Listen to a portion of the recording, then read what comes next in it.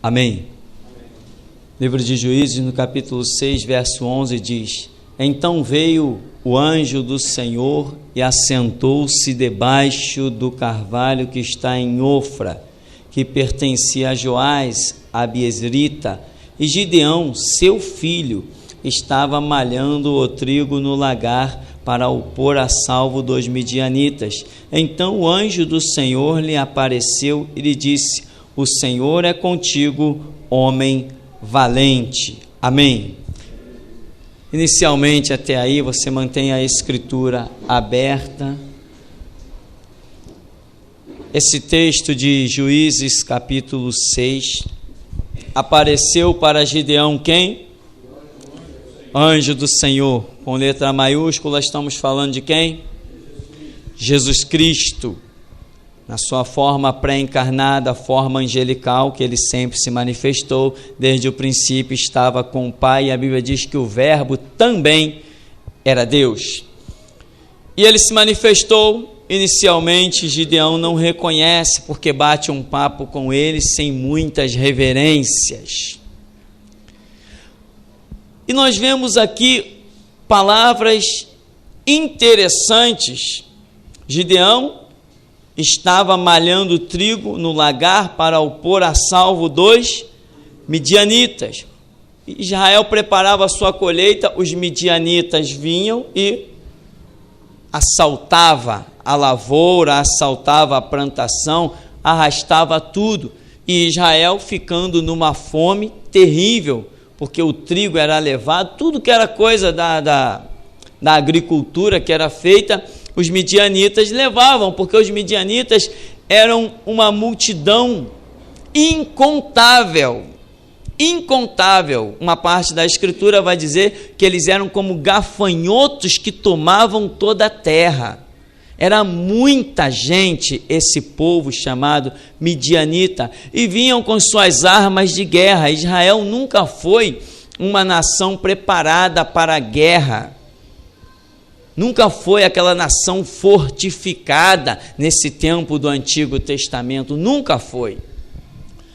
E até mesmo porque não precisariam se preocupar com isso. Aquele que tem Deus como seus muros de bronze, não precisa se preocupar com armas confeccionadas por mãos humanas. Era esse justamente o propósito de Deus com Israel. Mas o pecado, diz a Bíblia, que faz separação entre Deus e os homens e faz com que ele esconda de nós o seu rosto e não incline os seus ouvidos para ouvir o nosso clamor. Então Gideão está trabalhando com trigo porque ele ia esconder esse trigo em cavernas ou esconderijos subterrâneos, para que quando os midianitas chegassem, não encontrando todo o suprimento, alguma coisa sobraria para que eles pudessem alimentar-se, alimentar suas famílias. Então é um tempo de guerra. E quem se manifestou? Jesus Cristo. Meu irmão, Jesus Cristo, ele também se manifesta no tempo da paz. Mas muito em especial, aprenda esta lição. A manifestação de Cristo normalmente se dá em tempo de guerra, em tempo de conflito. Ele se apresenta para dizer que ele é contigo. Não temas, pois eu sou contigo. Esta normalmente é a frase que Deus usa. Não temas, pois eu sou contigo. Não te assombres, pois eu sou teu Deus. Normalmente as manifestações de Deus vêm com essa expressão, não temas. Dizem os estudiosos, ou aqueles que se preocuparam em contar, que 366 vezes na Bíblia vem a expressão, não temas. Por que Deus se preocupa por que as manifestações de Deus vêm carregadas dessa expressão, não temas? Justamente porque está havendo uma situação em que normalmente o homem temeria. Então ele normalmente se apresenta como Jeová Sabaote, o Senhor da guerra. Você tem um Deus que é Senhor da guerra. Por isso que a Bíblia diz, ele quebra o arco, corta a lança, queima os carros no fogo e diz, aquietai-vos, não temas. Qual o sinônimo de aquietai-vos? Vamos traduzir como não temas, não te assombres, eu sou o teu Deus, sabei que eu sou Deus. Então aqui Gideão está vivendo uma situação controversa, mas a Bíblia não diz que outros estavam fazendo a mesma coisa que Gideão. Dá a entender que somente Gideão estava preocupado em trabalhar ali, outros talvez, não tem jeito mesmo, o que nós vamos fazer da vida? Vamos nos lamentar, vamos prantear. Não adianta, tudo que a gente planta, vem eles aí, levam tudo. Nossos filhos estão emagrecendo. Gideão falou assim, não, alguma coisa eu tenho que fazer. O que eu vou fazer? Eu vou pegar o trigo antes do tempo da colheita, vou dar um jeitinho de esconder ele antes que os midianitas venham. Porque quando os midianitas olham que os campos estão prontos para ceifas, eles vêm e levam tudo. Eu vou pegar antes, vou malhar esse trigo, vou trabalhar com ele, vou ocultar esse trigo, para que a minha família tenha sustento, e quem sabe eu possa ajudar alguém. Então, Gideão não é um homem entregue às circunstâncias que o cercam, é com esse que Deus conta. Aqueles que se entregam às circunstâncias que os cercam, não vão adiante. A manifestação de Deus não é para covarde, é somente para valente. Gideão está com medo? Está com medo. Gideão não tem lá essas esperanças? Não tem, mas em toda a nação foi ele que Deus encontrou. Era o único que estava fazendo alguma coisa, não estava de braços cruzados. Os outros não são citados. Ele não estava sozinho nessa nação, mas os outros não são citados. E é isso que acontece, meu irmão. Lembra daquela mensagem? O que tu vês é o que processa aqui dentro da sua cabeça, meu irmão. Se você olha a sociedade, o que eu vou fazer? Olha aí, milhões e milhões de habitantes, eu sou uma formiguinha no meio desse matagal. Deus gosta de pegar formiguinhas, irmão, porque Ele tem poder de transformar em gigante. E a Bíblia diz que Deus pega as coisas simples para confundir as sábias, pega as coisas loucas para confundir os sábios e inteligentes desta terra. Por isso Jesus deixou aquela expressão: graças te dou, ó Pai, Senhor dos céus e da terra, que ocultaste estas coisas aos sábios e entendidos e revelaste aos pequeninos. Irmãos, Deus está com os olhos sobre você. Você está fazendo alguma coisa? Você está malhando trigo? Eu vou dizer se você está ou não malhando trigo. Você está pagando o preço do estudo bíblico? Não só aqui. Se você diz que estuda a Bíblia só o domingo aqui na igreja, não, você está cortado, você está fora. Você está fora. Aleluia. Se o teu estudo bíblico é só aqui na igreja, você não tem parte nesse ministério, não tem chamado na sua vida. Ilusão é da porta para fora, da porta para dentro, não. Agora, se você está pagando o preço do estudo bíblico na sua casa, você está malhando trigo, e os olhos do Senhor estão sobre ti.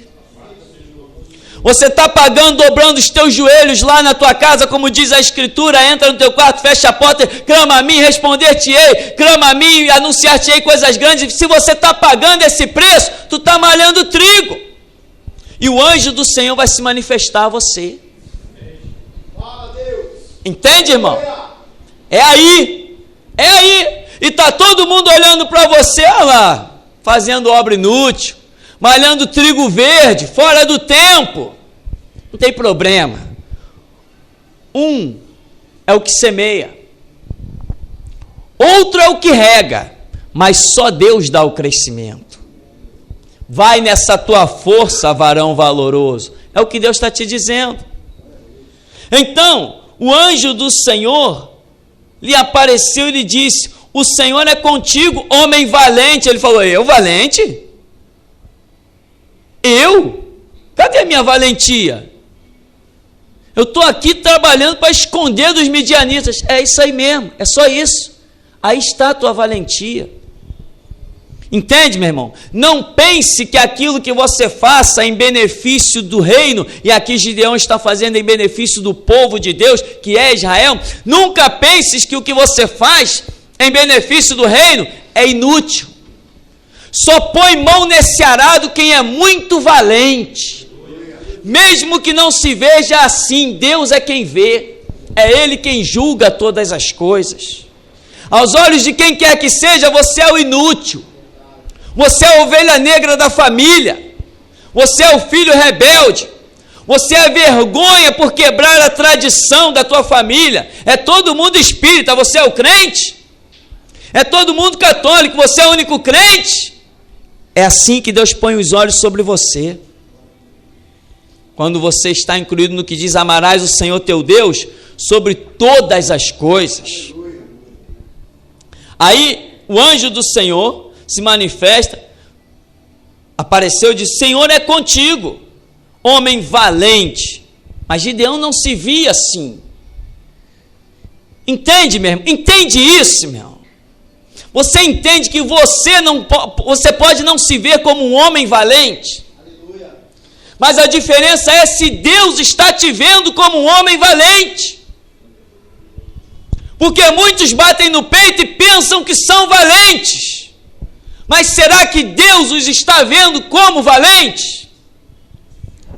Muitos estão batendo no peito e dizendo: olha, eu prego no Brasil inteiro, eu prego no Japão, eu prego na Iugoslávia, eu prego na China, eu prego no Paquistão, eu prego nos Estados Unidos, eu prego em Portugal, os meus programas são transmitidos para a África, eu sou o tal, eu sou o bom. Mas como que Deus está olhando? Deus não, os grandes não são aqueles que são levados na força do dinheiro. Grandes são aqueles que são levados no mover do Espírito. O que é nascido do Espírito é Espírito, o que é nascido da carne é carne. E quem é nascido do Espírito, esse sim não sabe de onde vem nem para onde vai. Então o anjo do Senhor lhe apareceu e lhe disse: o Senhor é contigo, homem valente. E ele continua: respondeu Gideão: ai, Senhor meu, se o Senhor é conosco, por que nos sobreveio tudo isto? Que foi feito, diz ele, das maravilhas que nossos pais nos contaram, dizendo: não nos fez o Senhor subir do Egito? Porém agora o Senhor nos desamparou e nos entregou nas mãos dos midianitas. Gideão não percebeu o valor da obra que ele estava realizando, mas Deus percebeu. Entende, meu irmão? Entende o que Paulo diz? A vossa obra tem recompensa no Senhor, não é o que Paulo diz? E ele diz: trabalhai, vosso trabalho não é vão, não é inútil no Senhor. O Senhor recompensará, galardoará toda a obra. Tudo que você faz, Deus está de olho. Tudo que você pensa em fazer, Deus está de olho, te dá a graça, a capacitação. Só depende de qual seja o teu objetivo. Se você faz para exaltação do nome do Senhor, ou se você faz para benefício próprio. Deus sabe tudo, Deus julga tudo. E aqui, Gideão diz assim: peraí, se o Senhor é conosco, então, o que foi feito das maravilhas que nossos pais nos contaram? E é por isso, irmão, que aqui eu tenho a missão de ser redundante e repetitivo, para que você amanhã não seja um crente com uma expressão dessa. Peraí, o que foi feito das maravilhas de Deus? A Bíblia fala de tanto poder, mas eu nunca vi nada na minha vida. A Bíblia diz tanto que Deus fala, tanta gente diz, mas eu nunca ouvi nada. Lembra aqueles no caminho de Emaús? Quando Jesus aparece para eles. O que é isso que vocês estão conversando aí pelo caminho? Perguntou Jesus. Eles falam assim: não, tu não sabe as coisas a respeito de Jesus de Nazaré? Que aconteceram lá em Jerusalém? Varão valoroso, aprovado por Deus em palavras e obras, nossos príncipes o crucificaram, e hoje é o terceiro dia que ele já está morto, sepultado, enterrado. É verdade que umas mulheres foram lá no sepulcro e dizem até que ele vive, mas nós não vimos nada. Você não pode ser um crente desse. Ao terceiro dia, o dia de esperar a glória da manifestação, a ressurreição, eles estão dizendo, dizem que ele vive, mas nós não vimos nada. É a expressão de Gideão. O que foi feito das maravilhas, irmão? Você tem que pegar a tua Bíblia um dia e dizer, Deus é o mesmo. As maravilhas que estão escritas aqui, eu tenho visto na minha vida. Essa é a tua luta, irmão. Essa é a tua batalha, essa é a tua guerra. Trabalhai pelo que permanece para a vida eterna. Você tem que um dia chegar lá no céu e ouvir, vinde bendito de meu Pai, possuir por herança o reino. Há uma batalha, há uma guerra, mas se você não pelejar pela sua vida, um dia você vai dizer como Gideão, o que foi feito das maravilhas? E uma vez eu entrei na igreja, Deus levantou profeta, Deus deu mensagem, Deus deu anjo, Deus deu isso, Deus deu aquilo, Deus falou tanta coisa, cadê as promessas de Deus? Não ouço mais nada, estou vendo mais nada.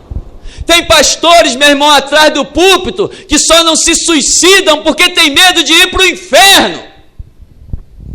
A vida já lhes escoou, já não sentem mais Deus, já não ouvem mais Deus, já não recebem mais direção de Deus, e ainda insistem em repousar sobre um inútil título de pastor. Aquele que em nós começou a boa obra, aperfeiçoará. A sua vida tem que ser de fé em fé e de glória em glória. Aleluia. Se hoje você ouviu Deus, amanhã você tem que ouvir mais. Se hoje você recebeu revelação na Escritura, amanhã você tem que receber mais. Isso é crescimento. Não pode parar, não pode se deter. Não pode ouvir uma pregação, sair da porta da igreja para fora e esquecer. Tem que ir em casa e examinar o texto para ver se o que foi dito é verdade mesmo. Tem que pagar o preço. Tem que amar Jesus Cristo. E aquele diz, Senhor meu, se o Senhor é conosco, não estou vendo, como que o Senhor é conosco? O Senhor nos entregou nas mãos dos midianitas. Não, Gideão estava errado. Quem estava entregue nas mãos dos midianitas era de Gideão para trás.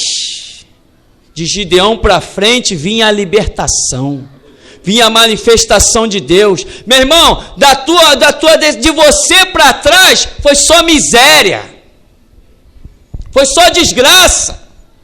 Adorar a rosa, o sal, adorar os bonecos de escultura do Império Romano, entraram nas campanhas, na corrente, fizeram missa para os mortos, batizaram crianças. De você para trás foi só desgraça, mas agora o anjo do Senhor está se manifestando a você. Glória a Deus. Daqui para frente Deus vai escrever uma nova página, uma nova história com a sua vida. Aleluia. A sua língua que é a pena de 10 escritor que Deus quer usar nessa noite para começar a escrever uma nova história. Aleluia. Gideão está dizendo, o que foi feito? Não, vai nessa tua força. Estou trazendo um novo marco sobre a tua vida, sobre a tua descendência, sobre a tua história, sobre a nação de Israel. Entende, meu irmão? A sua vida é um novo marco na era da igreja. Associa-te a esta ideia. Não leva uma vidinha inútil, não leva, irmão. E se você não pagar o preço do estudo bíblico e não pagar o preço de buscar a revelação na intimidade do quarto, daqui a 5, 6, 10 anos você está no mesmo lugar ou pior. Não venha passear na igreja. Não venha. Não está escrito lá fora área de lazer. Está escrito igreja. E igrejas são aqueles que são chamados para desfazer as obras do diabo. Enfrentar o mundo de peito aberto e ficar de pé, desafiar as trevas, ser sal da terra e luz do mundo. E o Senhor, e Gideão, ai Senhor meu, o Senhor é conosco, por que nos sobreveio tudo isto? O que foi feito de todas as maravilhas que nossos pais nos contaram, dizendo, não nos fez o Senhor subir do Egito, porém agora o Senhor nos desamparou e nos entregou nas mãos dos midianitas. É a batalha de Gideão. Dentro da cabeça dele, ele está confuso. Meu irmão, eu estou lutando para que você amanhã não fique confuso. Espera aí, nossos pais nos contaram que o Mar Vermelho abriu. Nossos pais nos contaram que desceu maná no deserto. Nossos pais nos contaram que a rocha jorrou água. Nossos pais nos contaram que o anjo da morte passou no Egito. Nossos pais nos contaram tantas maravilhas. Eu não estou entendendo nada. Cadê Deus? Tem muito crente hoje perguntando: cadê Deus? Tem muita gente perguntando: cadê Deus, irmão?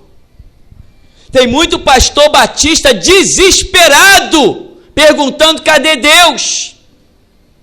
Tem pastores por aí, meu irmão, que todo mês vai lá depressa correr quando fecha o mês, se preocupa logo em olhar o livro da contabilidade da igreja. Se os dízimos e as ofertas baixaram, ele treme na base. Sabe por quê? Porque eles estão perguntando: cadê Deus? O sustento deles é o dinheiro. A mola que os move é o dinheiro. Mas a mola da tua vida, meu irmão, é a palavra de Deus, é o Espírito Santo, é o sangue do Cordeiro, porque é assim que está escrito que nós vencemos pelo sangue do Cordeiro, pela palavra do testemunho, e não amamos a própria vida até a morte. Você foi chamado como avivalista, irmão. Você foi chamado como restaurador. Você foi chamado como aqueles que fazem a diferença. Aqueles que estão remando em curso contrário. É assim que você foi chamado. E Gideão está confuso. Não estou entendendo. Nossos pais nos contaram cada história tão maravilhosa. Entende, meu irmão? Em outras palavras, se Gideão tivesse livros impressos, seriam os crentes modernos. Eu não estou entendendo nada. A Bíblia diz que Deus cura, mas eu estou aqui morrendo de câncer em cima de uma cama. Não é assim? Não é assim você que visita o hospital? Não é assim? Não estou entendendo, eu trabalhei tanto para Jesus, por que Ele me abandonou em cima desse leito de dor? É o que está acontecendo com crentes por aí, se julgando abandonados. Aí outros, para tentar justificar: não, Deus está me provando. Está provando nada, nunca serviu a Deus. Quantos em cima do leito de hospital? Não, mas eu subia tanta favela para distribuir jornal. Você sabe de onde são os jornais, né? E agora estão confusos. O cristianismo é muito acima de tudo isso. Intimidade com Deus, irmão. Intimidade com Deus está além das dependências da igreja. Intimidade com Deus é quando você, por onde passar, for igreja. Isso que é intimidade com Deus. Gideão está confuso, mas Deus vai mostrar para ele, o anjo do Senhor nem vai dar resposta. Você quer ver? Ele diz: porém agora o Senhor nos desamparou e nos entregou nas mãos dos midianitas. Então, no verso 14, se virou o Senhor para ele e lhe disse: vai nessa tua força e livra Israel da mão dos midianitas, porventura não te enviei eu? Ele traz o maior relatório. Olha, no passado falaram isso, falaram aquilo outro, mas os nossos pais nos contaram um monte de história, mas o Senhor nos abandonou. Toda a expressão de Gideão com relação ao passado fica morta com ele mesmo. O anjo do Senhor Jesus Cristo não toca no assunto do passado com ele. Ele também não vai tocar no assunto do passado contigo. Ele quer saber do teu presente e do teu futuro. Até dos teus pecados ele lançou na profundeza do mar e deles não mais se lembra, porque ele quer tratar contigo do presente para o futuro. Não interessa também o que Deus fez na tua vida, interessa se ele continua fazendo. Quem é Deus? Deus foi o que te curou há 10 anos atrás. Isso não é mais Deus, isso não é mais testemunho. O anjo do Senhor não toca no assunto do passado com Gideão. Ele não toca. Gideão deslancha um monte de coisa do passado. O anjo do Senhor diz assim: tá bom, vai nessa tua força. Eu estou tratando é contigo. Eu não quero saber do passado. Eu não quero saber do que fizeram. O que fizeram eu já julguei, é assim, acabou a história. E daqui para frente eu vou trazer um novo julgamento. Se você andar no meu caminho, vai ver a minha glória. Se não andar, vão dizer de você a mesma coisa que você está dizendo dos outros. Entende, irmão? No verso 14, o anjo vira para ele: vai na tua força, tu vai livrar Israel dos midianitas. Porventura não te enviei eu? Entende, irmão? Jesus te enviou ou não? Ele te chamou ou não? Ele te libertou ou não? Ele está dizendo: porventura não sou eu que estou te enviando? Em outras palavras, quando Deus opera, ninguém impede. Ele se manifestou na tua vida? Ele te arrancou lá das idolatrias evangélicas que você estava vivendo? Então não deixa a tua vida parar. Entra na guerra, peleja, meu irmão, paga o preço.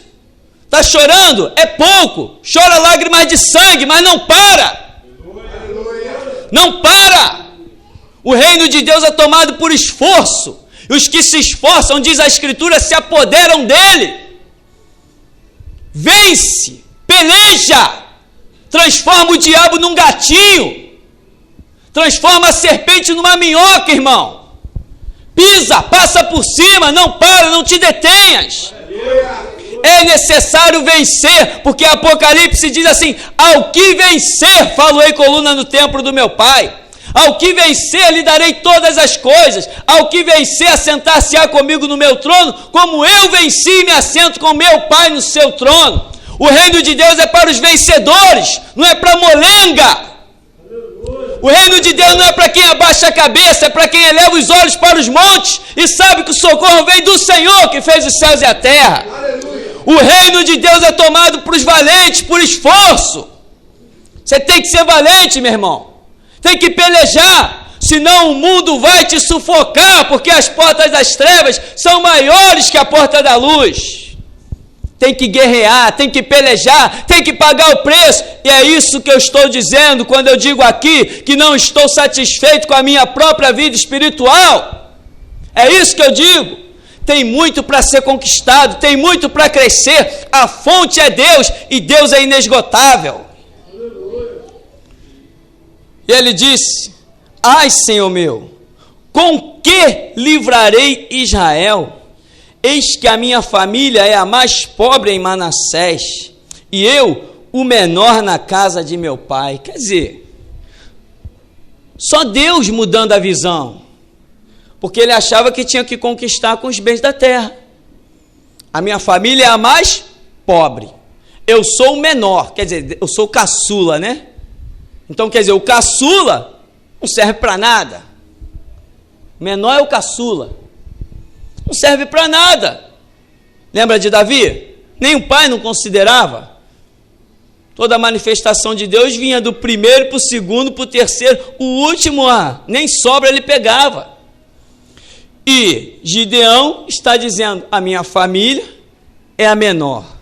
A propriedade, o meu milheiro aqui em Manassés é o menor. Tudo que eu tenho é o menor. Eu sou o mais inútil. Como que eu vou livrar Israel? Entende, meu irmão, que o que você tem não interessa para Deus, mas o que você é. Entende? O que se processa aí dentro é que Deus está olhando. Como ele disse: Samuel, o homem olha o exterior, mas eu olho o coração, eu olho lá dentro, e lá dentro só Deus enxerga. Lá dentro, irmão, só Deus enxerga. O que está se processando dentro da tua cabeça? O que está se processando dentro dos seus sentimentos? É isso que Deus está procurando. Se Ele achar que se processou o que é correto, você vai ter hoje a manifestação do anjo do Senhor. Mas se Ele achar que você está processando errado, tu vai continuar na estrada, largado, abandonado.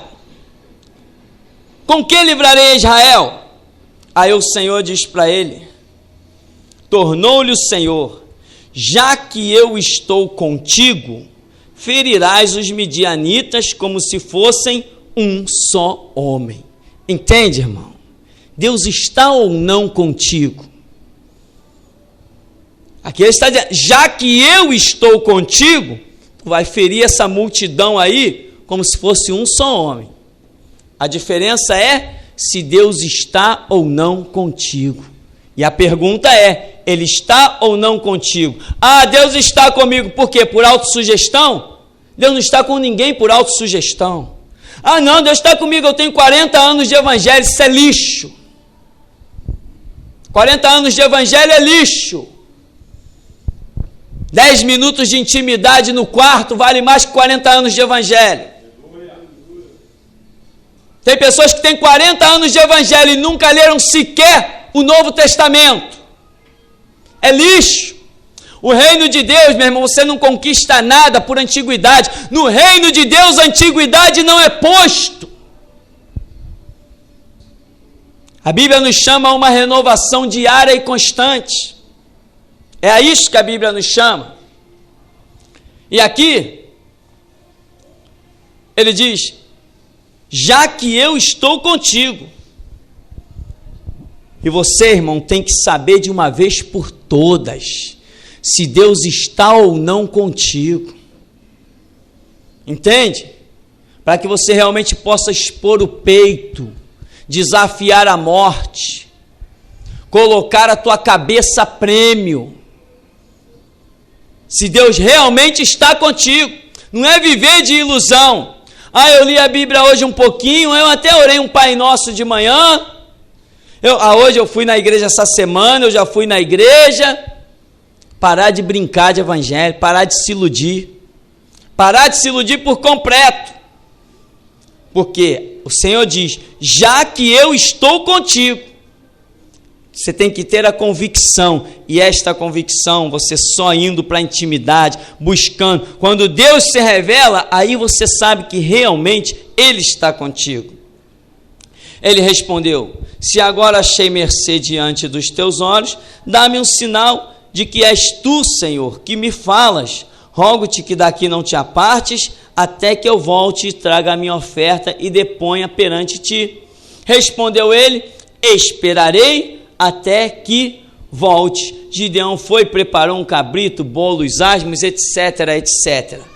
E foi lá, ofereceu para o anjo do Senhor, sem saber que era o anjo do Senhor.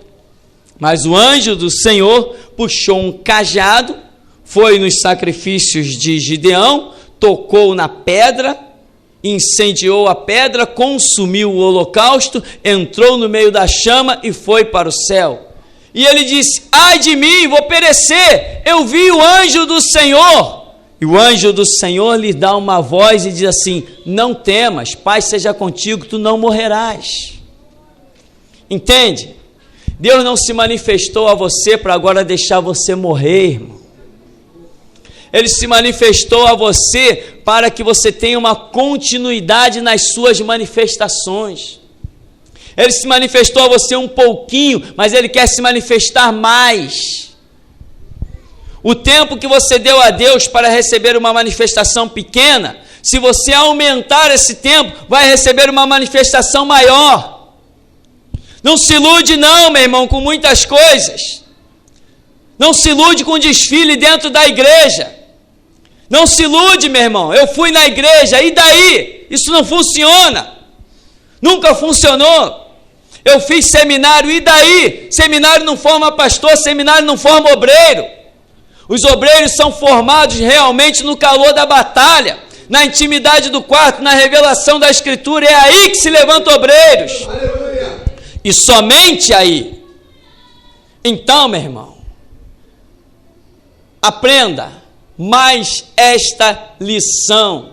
Não vai chegar daqui a 5, 10 anos e dizer: puxa, o que foi feito de tudo aquilo que Deus me falou? Não foi feito nada. Quantos crentes aí desviados, quantos jovens, agora já não mais jovens, decepcionados, que começaram sua carreira e Deus levantava profetas e dizia: ó jovem, tem uma grande obra na tua vida. E eles foram levando a sua vidinha no futebol e nas brincadeiras, e Deus tem uma grande obra na minha vida. E foram levando sua vida, e Deus dizia assim: ó, tem uma grande obra na tua vida, mas nunca se enquadraram. Hoje estão frustrados, decepcionados, olham para trás e dizem assim: cadê as grandes obras que Deus falaram?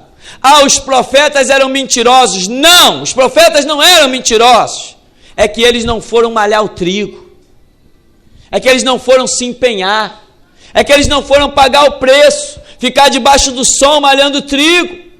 Entende? Pagando o preço, fazendo alguma coisa. Gideão olhou e disse assim: caramba, eu sou uma agulha no palheiro, mas eu vou fazer a minha parte. Está entendendo, irmão? Faça a sua parte, e a sua parte é individual. Se a sua esposa não quer fazer, faça você. Se seu marido não quer fazer, faça você. Se seu pai não quer fazer, faça você. A sua parte é individual. Ninguém trabalha por ninguém, cada um trabalha por si. Aleluia. É Deus quem faz a obra. Ele que usa a sua vida para o que Ele quiser. Pague o preço. E você vai ver que valeu a pena um dia. Agora, descruza os braços. Faz alguma coisa. Faz mesmo. Vai lá para a oração, recebe a direção e faça alguma coisa. Porque, como diz aí no mundo, né? Mente vazia é área de lazer do diabo, oficina do diabo. Você já viu que aquelas pessoas que sempre chegam para você e dizem: olha, tem uma nova para te contar? Uma historinha, uma fofoquinha, são aqueles vazios. Que você pergunta: irmão, você leu a Bíblia hoje? Não. Leu há um mês atrás? Não. Esses sempre têm uma novidadezinha para te contar. Um tititi. Mas aqueles que são empenhados na oração e na palavra, nunca tem fofoca para te contar. Sempre que chega perto de você: olha, eu vi algo tremendo na Bíblia, olha, Deus falou comigo, olha, Deus me ensinou. Não é assim? Aleluia. É assim que você tem que ser, meu irmão. Ouvido de mercador. Ouve tudo e retém o que é bom. Entende? Então, meu querido, esta é a lição, só um pedacinho, com a vida de Gideão. E o que eu quero enfatizar é que você um dia não diga o que foi feito de todas as maravilhas que nos contaram, mas que você possa pegar a Bíblia e dizer: Deus é o mesmo, ontem, hoje e eternamente. Amém. O Senhor nos abençoe em nome de Jesus.